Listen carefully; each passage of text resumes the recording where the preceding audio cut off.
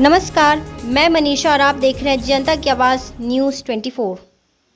दरभंगा के बाजितपुर में आम चुनने को लेकर बच्चों के बीच हुए विवाद ने हिंसक रूप धारण कर लिया।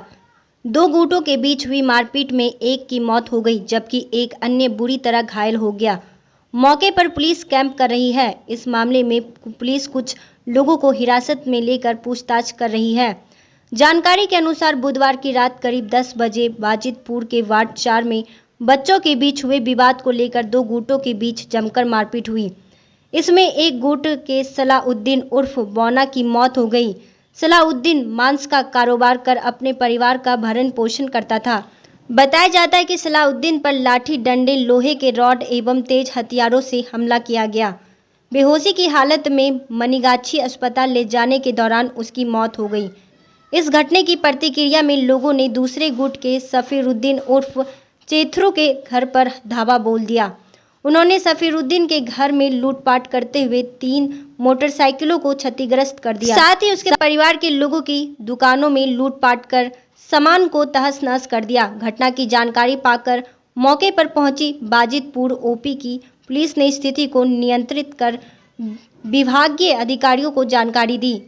जानकारी पाकर बाजितपुर के अलावा मनीगाछी, सकतपुर, नेहर, अलीनगर एवं बहेड़ा थाने की पुलिस के साथ ही बेनीपुर डीएसपी उमेश्वर चौधरी और इंस्पेक्टर पवन कुमार सिंह घटनास्थल पर पहुंचे। इसके बाद बेनीपुर से अतिरिक्त पुलिस बल को बुलाकर स्थिति को नियंत्रित किया गया। पुलिस ने लाश को कब्जे में लेकर पोस्टमार्टम के लिए डीएमसीएच भेज दिया है।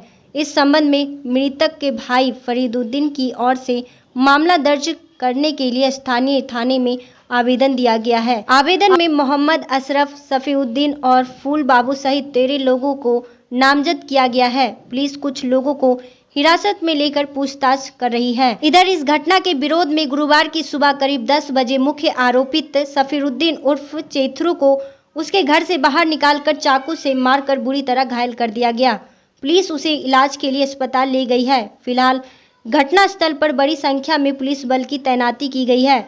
घटना को लेकर गांव में तनाव है। बेनीपुर डीएसपी उमेश्वर चौधरी ने कहा कि फिलहाल प्राथमिकी दर्ज नहीं हुई है। केस दर्ज होने के बाद आगे की कार्रवाई की जाएगी। कोरोना संकट में जहां कुछ लोग जरूरी चीजों की किल्लत दिखा बीमारी लोगों की मजबूरी का फायदा उठाने में लगे हैं, वहीं बेगूसराय जिले के समाज सेवी सुभाष कुमार ईश्वर उर्फ कंगन ने भरौली गांव में अपनी दवा दुकान पूरी तरह गरीबों के नाम कर मिसाल पेश की है। इस दवा दुकान में कोरोना से बचाव के लिए आवश्यक मेडिसिन किट पर्याप्त मात्रा में उपलब्ध कराई गई है।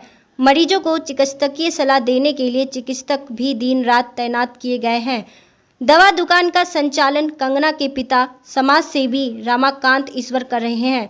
इस दवा दुकान में पैरासीटामोल, जिंक, विटामिन सी समेत आवश्यक सभी दवाइयों की किट जरूरतमंद लोगों के बीच मुफ्त वितरण किए जा रहे हैं। कंगन ने बताया कि यूं तो वे वर्ष 2010 से ही गरीबों की सेवा में यहां मेडिकल दुकान की व्यवस्था कर रखी है।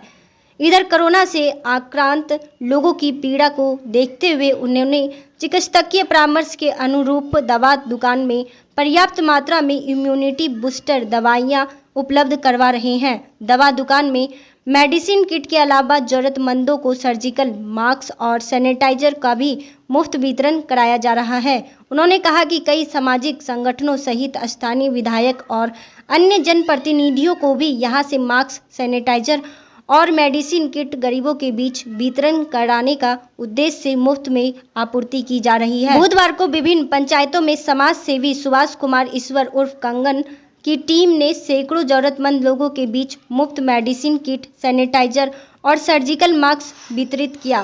कार्यकर्ताओं ने कहा कि प्रखंड के कई वार्डों में गरीब तबके के सैकड़ों लोग अब तक मास्क से वंचित हैं। मास्क के अभाव में गरीब महिलाएं और मजदूर घर से बाहर निकलने पर साड़ी के पल्लू से अपने मुंह और नाक को ढकते हैं।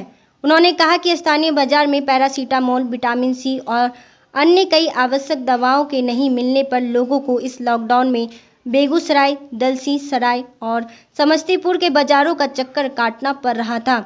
समाज सेवी ने कहा कि इस कोरोना काल में भरौली में मुफ्त दवा दुकानें चलाए जाने से गरीबों की बड़ी राहत मिली है।